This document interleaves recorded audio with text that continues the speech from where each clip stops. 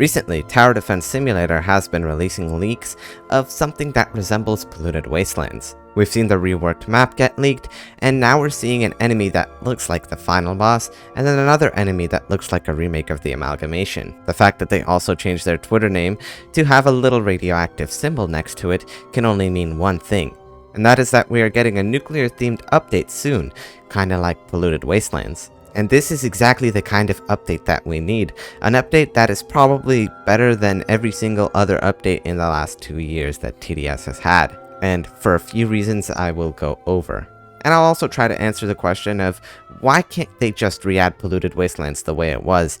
Why do they need to remake it and do all these wacky things? Well, I think that would be a great question to start with. The Polluted Wastelands footage you're currently seeing on screen, this map is by far the longest map in the game, and let alone with a track that loops multiple times in on itself, that gives all your towers a ton of time to attack. For an enemy like the Nuclear Fallen King, who has a bunch of health and pretty much the most insane stunning in the entire game, you will need a very long track in order to take down this boss. But when looking at normal and molten modes, what happens? Well, those modes stay exactly the same. Because Polluted Wastelands is designed for a hard boss like the Nuclear Fallen King, but then you're still able to play normal modes on it, it makes it almost completely broken, so much so to the point where one accelerator was able to take down the Molten boss.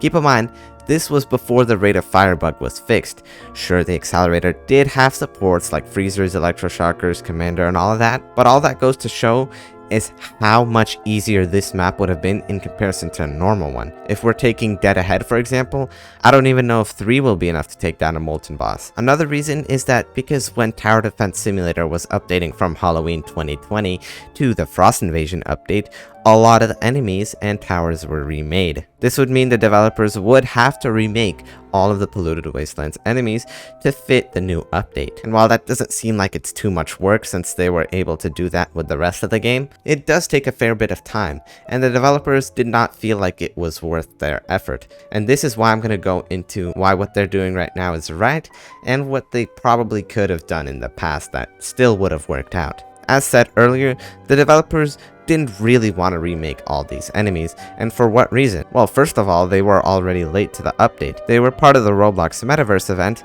and they were really short on time, since they've been working on the Frost Invasion update for a very long time, and they had to push that update out within the Metaverse Champions time frame. They simply didn't have enough time to remake all of the enemies from Polluted Wastelands, and although they said it would return, it never actually did, and that is a pretty big mistake. If you think about the type of game TDS is, you have 4 modes in the game: Normal, Molten, Fallen, and Hardcore. Normal mode practically never gets played on, it's just very bad for all purposes, so you're left with only 3 modes. And when your variety is 3 modes, and there's hundreds of hours, potentially thousands of grinding for something, then you could see that it gets pretty boring pretty quickly. The variety that Polluted Wastelands added, it wasn't much, but at least it was still very fun for people to do as a challenge. And yes, this also includes Hidden Wave. In my opinion, the devs should have definitely kept those 2 things, as Hidden Wave would keep some higher level players playing for a challenge, while Polluted Wastelands would be fun just as a concept of variety. But in the developers' minds, there are things more important to work on.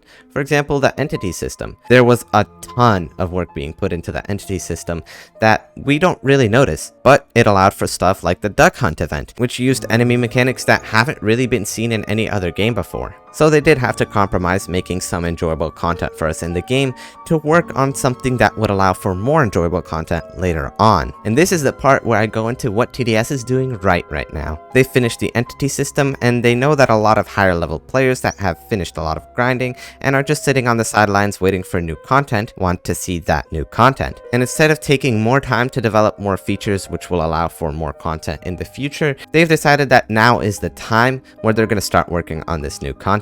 And while I can argue that it took quite a long time to get to this point, it is honestly the best way to go about it. They can add new content and work on certain features alongside it. This way, players of all levels will be able to engage while waiting for more cool stuff to be added. And in this case of remaking Polluted Wastelands altogether, they're going to be able to combat the problems that it used to have, with normal and molten mode being way too easy, while also introducing new graphics which will look more appealing to certain players. You can't argue that this looks looks better than this, and although some people may not even care, it still makes a good impression to newer players. But there's a big but.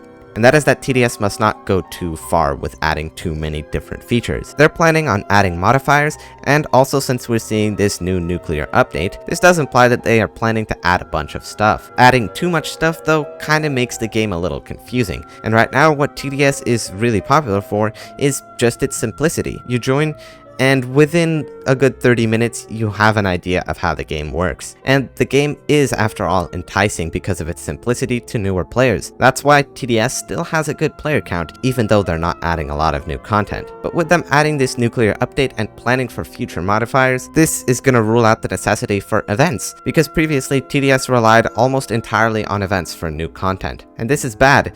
Events are limited. A lot of players that join later on won't get to experience them. This means that towers that are obtained from these events cannot be too good, whereas it's unfair to a new player because they don't have a chance to get a tower like that. But these towers also can't be too bad so that there's at least a purpose of using them, and this creates just a bunch of problems. So what TDS is doing right now with this nuclear update, which is hopefully going to stay permanently in the game and with future modifiers, this is certainly a good idea, and I'm looking forward to stuff like this because there's a lot of fun that can be had and a lot of videos for me to make. This is finally some good news. Like the video to spread the information, and I'll see ya next time.